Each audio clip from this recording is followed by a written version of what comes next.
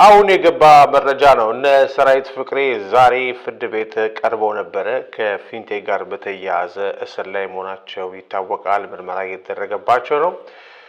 ፍርድ ቤትም የነ ሰራዊት ፍቅሬ ጉዳይ አንዳንድ ዩቲዩበሮች ወይም የሚዲያዎች አዘጋገባቸው ትክክል አይደለም በሚል ችሎት ውስጥ ሆነው እንዳይዘግቡ መከልከሉ የሚታወቅ ነው። ተከልክሏል ሲባል ግን ተጠርጣሪዎቹ መሆናቸውን የተገለጸ መዘገብ ይችላል። ለማንኛውም ግን ሰራዊት ፍቅሬ ላይ ፖሊስ ዛሬ ያቀረበው ነገር ምንድነው? እስካሁን ድረስ ምርመራዎችን እያደረኩኝ ነው ያለሁት።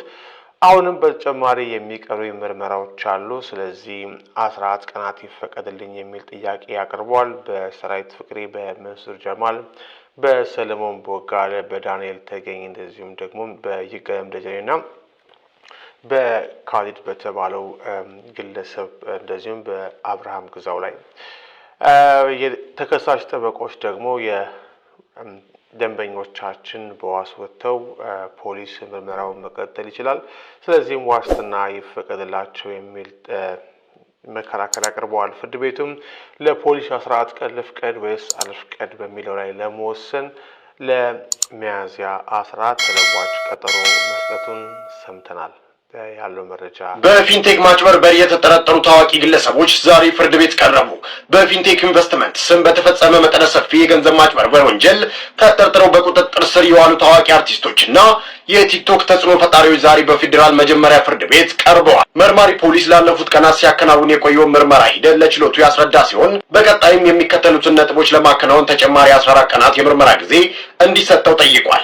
የወንጀሉን ውስብስብነትና ስፋት በመመርመር የተጭበረበረውን ከፍተኛ ገንዘብ መጠን ማረጋገጥ፣ ተጨማሪ ምስክሮችን ቃል መቀበልና የሰነድ ማስረጃዎችን ማሰባሰብ፣ የተጠርጣሪ ጠበቆች በበኩላቸው ደንበኞቻቸውን በዋስ እንዲፈቱ ጠንካራ መከራከሪያዎችንም አቅርቧል። ከነዚህ መካከል አንደኛ ተጠርጣሪዎቹ ታዋቂና ቋሚ አድራሻ ያላቸው በመሆኑ የመሰወር ስጋት የሌለባቸው መሆኑን፣ ሁለተኛ መደበኛ ስራ ላይ መተዳደሪያ ያላቸው መሆኑ፣ ሶስተኛ አንዳንድ ተጠርጣሪዎች ያሉባቸው የጤና እክሎች ከግምት ውስጥ በማስገባት በውጭ ሆነው ጉዳያቸውን እንዲከታተሉ የሚሉ ነጥቦች ይገኙበታል። ፍርድ ቤቱ የሁለቱ ወገኖች ክርክር ካዳመጠ በኋላ በፖሊስ የጊዜ ቀጠሮ ጥያቄ ላይ ብይን ለመስጠት ለሚያዝያ 14 ቀን 2018 ዓ.ም ተለዋጭ ቀጠሮ ሰጥቷል። ናሆም ፎንቴ የሚባል ታውቃላችሁ? ይሄ ልጅ በብዛት የምታውቁት በቲክቶክ ላይ ነው። ከዚህ በተጨማሪ ፊንቴክ ኢንቨስትመንት በተባለ ግሩፕ ላይ መንሱር ጀማል የተባለ ገልቱ ከንቱ አካውንቱን 1 ሚሊየን ፎሎወር ካስገባችሁ 500,000 ብር እሰጠዋለሁ ሲል ነበረ። ነገር ግን እናንተ የምታውቁት 500,000 ብሩ ስለመሰጠቱ ነው አይደል? አስቂ ሚስጥር ልንገራችሁ። 500,000 ብሩን በሚዲያ ከሰጠው በኋላ መኪና ውስጥ አስገብቶ 500,000 ብሩን ጠቅላላውን እንዲመልስ አድርጎታል። ይሄን ማስረጃ ለናሆም ፎንቴ የተሰጠው 15,000 ብር ብቻ ነው። ይሄንን እኔ ካልነገርኳችሁ ማንም አይነግራችሁ።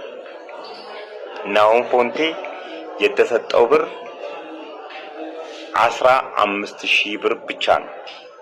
500,000 ብሩን እንዲመልስ ተደርጓል። እቺ ሚስጥር ለረጅም ጊዜ ይዣት ነበር። እነሆ ዛሬ ይፋቱ ዜና ደርሶናል። እነዚህ የሌባ መንጎች ምን ይላሉ መሰላችሁ? 1 ሚሊየን ኢትዮጵያውያንን አንዴ ቁጥሩን ልድገሙ። 1 ሚሊየን ኢትዮጵያውያንን ዱባይ ይዣቸው ሄጄ ስራ ላሰራችሁ እያላችሁ ነው ያላችሁት። 1 ሚሊየን ኢትዮጵያውያን ማቀረታ አይደል? 1 ሚሊየን ኢትዮጵያውያን ደግሞ ያለ ማፈራቸው ማለት ነው። የቪዛ ላይ አይከፈልም። ዩናይትድ አረብ ኤሚሬትን በሲሄዳችሁ የቪዛ ፕሮሰስ አይደረግም። የትራንስፖርት የኤርላይን አይከፈልም። ሁሉን ነገር ችዬ ነው የሚለው። እሺ የት ናችሁ ስትሏቸው ያሉት እነሱ ቴሌግራም ላይ ነው። አድሬስ የላቸውም። ማንነታቸው አይታወቅም።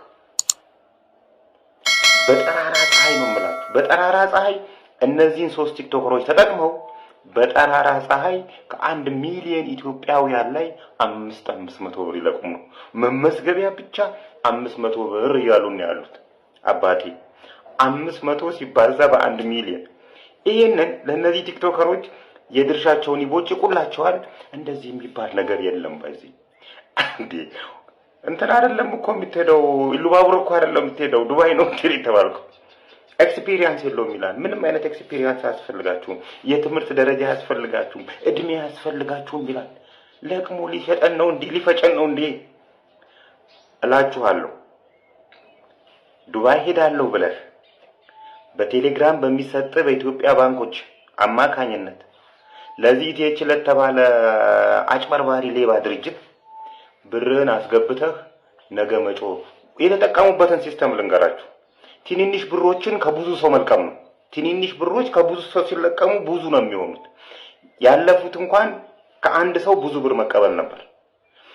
ተቃራኒው ይሄ ከብዙ ሰው ትናንሽ ብሮችን መልቀምና ትልቅ ብር መሰብሰብ ነው ዋና አላማቸውና እጅህን የሰው አካውንት ላይ ብርህን ከማስገባት ተቆጠብ።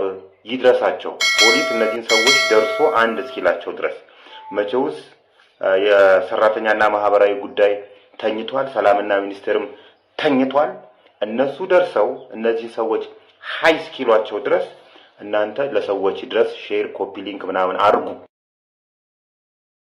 ከ1 እስከ 30 የባላትን ቀን በመደርደር ኢትዮጵያን ሽባ በማድረግ የኢትዮጵያን ጉስቁልናና ውድቀት ካፋጠኑ ሀገራት አንዱ ግብጽ ናት። ስለዚህ እኔ ከ4 ኪሎ ዘንዶ አልፌ የኢትዮጵያን ዘንዶ ገና ወጋለሁ። እሱም ብቻ አይደለም፣ ገና የግብጽን ዘንዶ ወጋለሁ። ኢትዮጵያ እንዳታድግ፣ ኢትዮጵያ እንዳትበለጽግ፣ ኢትዮጵያ እንዳያልፍላት በተለያየ አይነት መንገድና ሴራ ኢትዮጵያ ላይ የሚሰራውን ገና የሚቀለበውን ዘንዶ ገና እግዚአብሔር ይወጋዋል፣ እግዚአብሔር ገና ያዋርደዋል። ስለዚህ ባጭሩ የ4 ኪሎ ዘንዶ ይወጋ ስላልኩኝ የተበሳጫችሁ ሰዎች፣ የተናደዳችሁ ሰዎች ከ4 ኪሎ አልፌ የኢትዮጵያን ዘንዶ ወጋለሁ ስትል ስለሰማሁህ ነው። የ4 ኪሎ ዘንዶ የታንዛኒያ ነው፣ የኡጋንዳ ነው፣ የብሩንዲ ነው። እሱን ብታሳውቀን እግረ መንገድን ጥሩ ነው ብዬ አስባለሁ። ግብፃውያን ስለሰጡን 30 ቀናት ደግሞ አንስተሃል። እናንተም እኮ የተለየ ነገር አላደረጋችሁ። የዚህ ዘመን ሐዋርያን፣ ነብይን፣ ፓስተርን፣ ፖስተርን የምትሉ ሐሰተኛ ለእግዚአብሔር ክብር ሳይሆን ለራሳችሁ ክብር የቆማችሁ ግለሰቦች እኮ 30ውን ቀን ሁሉ አልፋችሁ ጭማሪ ቀን እየጠየቃችሁት እኮ ነው ከህዝቡ። አንዱ ሰኞ፣ ሌላው ማክሰኞ፣ ሌላው ደግሞ ሮብና አርብ፣ ቅዳሜ፣ እሑድ ሁሉ አይቀርም እኮ ፕሮግራሞቻችሁ። አንዱን ቀን የፈውስ ፕሮግራም ትላላችሁ። የሚፈወሰው ግን የህዝቡ ህመም፣ ቁስልና በሽታ ሳይሆን በድህነት ምክንያት የገረጣና የነጣ የእናንተ ኪስ ከህዝብ በሚገኝ ገንዘብ ይፈወሳል። አንዱን ቀን የተአምራት የድንቅ ቀን ትሉታላችሁ። ተአምር የሚደረገው ግን በእናንተው ኪስና አካውንት ላይ ነው እንጂ በህዝቡ ላይ ምንም ተአምር ሲደረግ አላየንም። አፍዛ ደንግዛችሁ በእርግጥ ህዝቡን እየተዘረፈም እንዳልተዘረፈ እንዲሰማውና እናንተ የተቀባችሁ እንደሆነ እንዲያስብ አድርጎታል። እሱም ደግሞ ለእናንተ ብቻ ነው የጠቀማችሁ። ሌላውን የትምህርት ቀን ነው ትላላችሁ። ሳትማሩ ይህንን ህዝብ ሰብስባችሁ ላስተምር እያላችሁ የተጣመመ ወንጌልና ስሁት ትምህርትን ትግቱታላችሁ። አካላዊ ዘንዶ አልገኝ ሲላችሁ የሞተ አዞ ዘንዶ ነው እያላችሁ ትቀባጠራላችሁ።